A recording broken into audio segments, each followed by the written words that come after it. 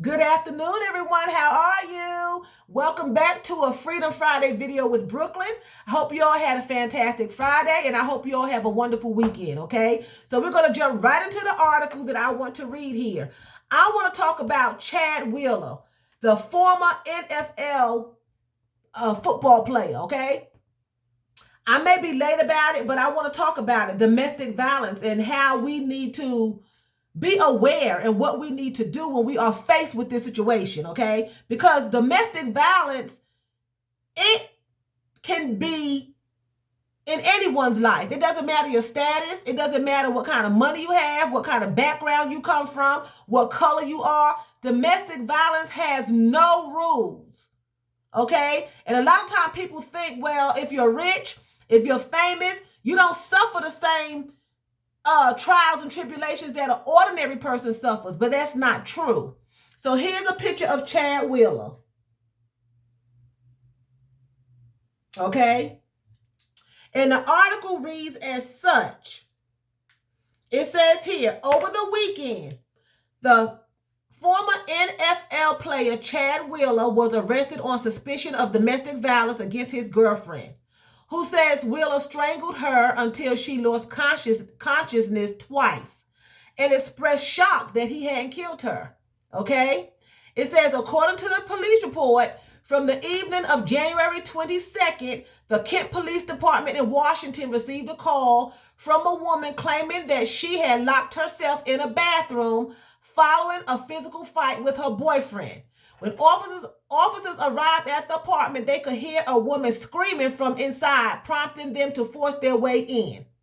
Once inside, per the report, officers realized the woman was in the bathroom, where they found Wheeler, who is nearly a foot taller than the woman and more than twice her weight, hovering beside her.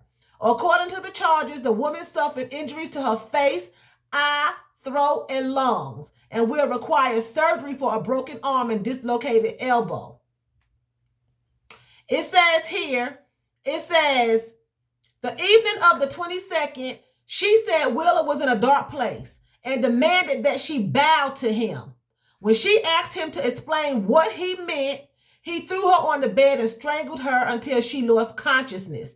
Then, after she came to and tried to flee, he yanked her arm and strangled her until she lost consciousness a second time, per police report. At one point during the alleged events, Wheeler was shocked that his girlfriend wasn't dead, exclaiming, "Wow, you're alive?" Eventually, the woman was able to run to their bathroom, where she called the authorities and family members. But Wheeler managed to pick the lock soon thereafter, and then the police arrived, okay? She also says in here that while she was laid out and passed out on the bed, that Wheeler was sitting in the kitchen eating dinner. Now, as the article goes on, it says that he was suffering from a bipolar episode. He is diagnosed with bipolar and that he has stopped taking his medication, per the article, okay? And he has since then stopped playing ball. He was kicked off the team, but he is not going back to playing ball, and he apologized to her for the incident, okay? Now, first of all, I have to say this. If any one of you are out there in a relationship that is abusive, get out. Run as fast as you can, okay? Abusive. Because a lot of times you can have a disagreement with your spouse, and that does not mean that he or she is abusive. You can have a disagreement, and sometimes disagreements lead to altercations. That's what happens. But when it's an ongoing thing, because I just don't believe, this article says that they moved in together after 6 months. I do not believe that this is the first time that he has beat this woman, especially being bipolar, okay? He stopped taking his medication. My point is this. I'm getting to the point that I want to get to, because this video is not going to be long. How is it that he stopped taking his medication per this article that I have read? Okay? He stopped taking his medication and beat her unconsciousness twice. But he was able to go to football practice and play football and still make his money. He did not beat his teammates unconscious. He did not choke his teammates. This man is 6'7", 310 pounds. The average woman is not that big. And he beat her because she wouldn't bow to him. Who is he supposed to be that she has to bow to him? For those of you who do not know, his girlfriend is a black woman. For those of you who do not know, she's a black woman. So you can take it for what you want to take it for. Okay? A lot of these interracial relationships are based on ulterior motives. They have a reason. This man had this in him. Okay? We have had all these situations in the world going on based around race. Okay? So now he wants his black girlfriend of 6 months to bow to him. Bow to him. Okay? She asks him why, and he throws her to the bed and tries to kill her. That was something that was in Chad. That was not a bipolar move. I'm sorry. That was not a bipolar move. It was not. That was a racist move. And he wanted his black girlfriend to bow to him. He's white. He has the money. That's what that was. That was not a bipolar moment. A lot of interracial marriages and relationships have motives behind it. Do I not relationships that's interracial? No. No, I do not. But a lot of them do have motives behind it, where they can abuse the other race. I used to work with a guy, he was my manager at a restaurant. He was a black guy, he had a white girlfriend. That's all he dated was white girlfriends, white women. So a girlfriend of mine, a coworker, asked him, so-and-so, why do you always date white women? He says, so I could beat their asses because of what they did to our ancestors. That's exactly what he said. He said, that's why I date them and I cheat on them because I'm going to get them for what they did to our ancestors. Of course, they went into the whole conversation that you shouldn't do that. That's not their fault, blah, blah, blah. He didn't want to hear it. He felt as though he was paying back their ancestors for what their ancestors had done to his ancestors. It was a motive, an ulterior motive, a motive behind it. And a lot of these relationships have motives behind it. This man choked this woman because she questioned him on why she should bow to him. Rightfully so. Rightfully so. But this is not the first time he hit her. No one can tell me that's the first time.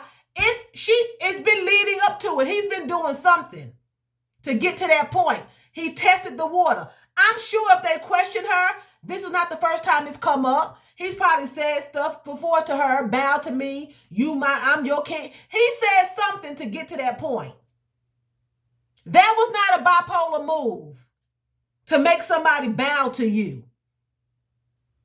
That was a privileged move. That's what that was. He feels like he's privileged. And you're going to bow to me. That was a racist move. It was not a bipolar move. Chad Wheeler does not have MR. Okay? MR, for those of you who do not know, stands for mental retardation. We do not use retardation, okay? But that's what it stands for. And a lot of people with MR comes bipolar and comes schizophrenic in that package. But then you have people who have bipolar and schizophrenic who are not MR. So you have MR people who are just MR and they don't have bipolar schizophrenic. Okay? They don't have it. They just have MR. Then you have some who have the whole combination. Okay? But then you have some who just are bipolar, schizophrenic, and they just have the mental problem, but they don't have the MR. Chad Wheeler has the bipolar situation, but he is not MR. He comprehends. He can learn. He plays football. He has a normal life. He stopped taking his medication. But how is it that he wasn't taking his medication, but he played ball and got along with his coworkers, his fellow teammates? He didn't lay hands on none of them. He didn't choke them out. He didn't tell them wasn't to bow. But this little woman of his, he wanted her to bow. And when she questioned him, he choked her and tried to kill her and then questioned, oh, you still alive? He wanted to kill her. There was no love. Chad wanted to kill her. That's not a bipolar move. Then she says in another article that he went into the kitchen and sat down and ate his food while he thought she was dead. There's so many articles on here, I can't read them all. So I've read several articles. About this. He was in the kitchen sipping on a smoothie and said, oh, you still alive? I thought you was dead. That's not bipolar activity. Bipolar activity is you're still acting neurotic. You're still acting crazy. You're still doing all of these things. You don't try to kill somebody and go and sit down and eat. That just sounds like somebody who just want to murder somebody. Now, I'm not a doctor, but I have been around schizophrenic people. I have been around bipolar people. I've been around people who have diagnosed with both. Okay? And I've seen them act. I've seen them show out. I've seen the full flare up of it. And they don't try to kill you and then calm down and eat a meal. And then come back when you wake up and try to kill you. When they go off completely and you can't calm them down until they either kill you and they still going off the wagon. They still blowing up and tearing up things until somebody can get them under control. He tried to kill this woman and then went and sat down and had a meal. That's not a sign of bipolarism. That's a sign of entitlement. You will bow to me or I'm going to kill you. That's what that was. Now he's saying he's sorry and he's going to step away from football. No, you got kicked off the team and you need to go to prison. If anyone is in a situation that you are getting beat, verbally abused, mentally abused, emotionally abused, leave. Because it can lead to, one thing leads to another. This was not the first episode. She may not be telling the whole story, but this was not the first episode. If you are bipolar or you are schizophrenic, you have any mental problem, and you're not taking medication, you cannot last 6 months without it coming to light. So it's not the first time. It might be the first time he tried to kill her, but I can guarantee you he done popped her upside her head before, and she still moved in with him. This is not the first time he said something to the point of bow to me. It may be the first time he maybe said bow to me, but I'm sure he said something else going toward that, like he's her master. This is not the first time. I'm sorry. I do not believe that this is the first time that this happened to this woman with this man. I just don't. Now, I could be wrong. It may come out this is the first time, but I don't believe that. I believe that he's been jacking her up the whole time, and he just got to the point that he just couldn't stand it no more, and I'm going to kill you because you're not doing what I say. A lot of people would date you just to hurt you. A lot of people would do that. Like I said, my ex-supervisor, my manager, he said that was why he was dating the white women. I do not biracial relationships because you can't help who you fall in love with. That's not what I'm saying. I'm just saying some people have ulterior motives why they date a certain person. Some people date you just because you have money. You could be the same color. Some people date you because you have money. You have a car. You have a fat bank account. Some people date just to get what they can get and to abuse people and to misuse people. Some people do that. And I feel in this situation, that's why Chad is with this girl, because he wants to be able to dominate over her. And he's like he was a supremacist or something. That a part of the supremacy group. That's how I feel. Because why would he ask her to bow? That right there was the set off point for me when this jerk asked this woman to bow to him. That's right there makes me think that this is based on race. He wanted her to be his little black slave, 12 years a slave, 6 months a slave. That is my opinion. That's how I feel. He wanted her to bow. to him. If she had bowed to him, she'd been doing everything like he was a king, and he would have still beat her tail. He would have still beat her. Just even to ask somebody to bow to you is abusive. And then when she asks him why, he chokes her and beats her, breaks her arm, blacks her eye, damage her lungs. He tried to kill her because she questioned him. That was not bipolar. That's entitlement. He feels like he's entitled. You're going to bow to me because I'm this and you're that. That's what I feel. And I'm here to tell you today on this Freedom Friday, if you are a man being abused by a woman, leave her, because women are abusive too. And if you are a woman being abused by a man, leave him. If you are a man dating a man and he's abusing you, leave his tail. And if you're a woman dating a woman and she's abusing you, leave her. You are not created to be abused and mistreated. A lot of people stay in relationships because of money and status. But when you dead, that money and that status means nothing. You are worth more than that. It's best to date somebody that's working at McDonald's, making $8 an hour, to be with a millionaire who's busting you in your mouth and telling you to bow to him like you some kind of peasant. She was beneath him as far as he was concerned. That's why he said bow to me. She was beneath him. He didn't value her. He didn't value her. That's why he had her. You bow to me. You're going to question me? What did slave masters do? You did not question them. You got the whip to your back. If they said do something, you did it. If I want you to come here and sleep with me, you sleep with me. I'm your master. I want you to bow, you bow. I want you to breastfeed my children, you breastfeed my children. I want your 2-year-old to pick cotton, they pick cotton. You don't question me or I'll kill you. I'll sell you off. I'll take your children from you. I'll cut your foot off. I'll hang you. So that's what he was saying. You don't bow to me. You don't question me. Now I'm going to kill you because you're my little slave who I sleep with. And I allow you to sleep in the big house.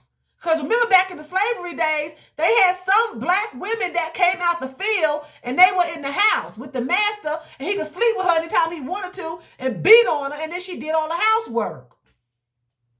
That's what she is to Chad.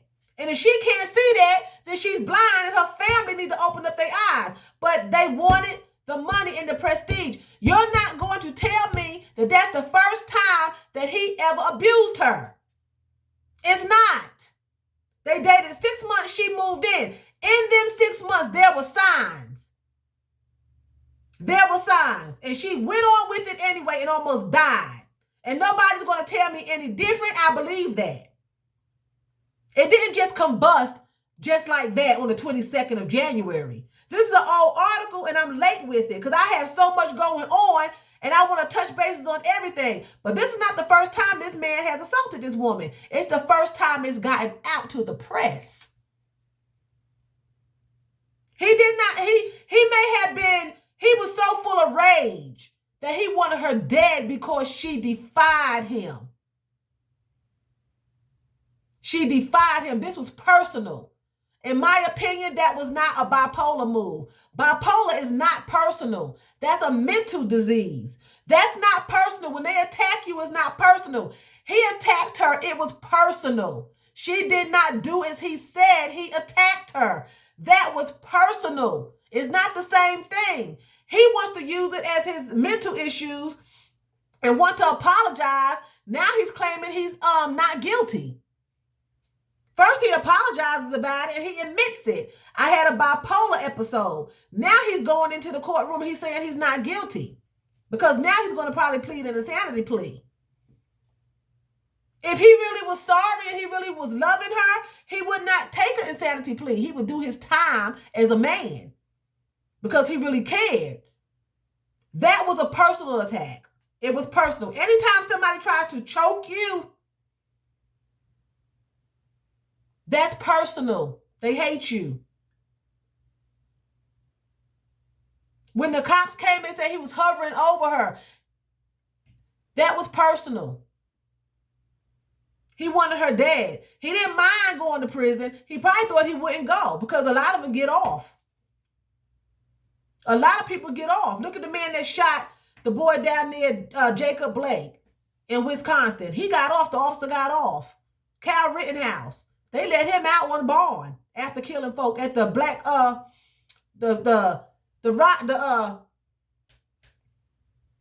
the demonstration.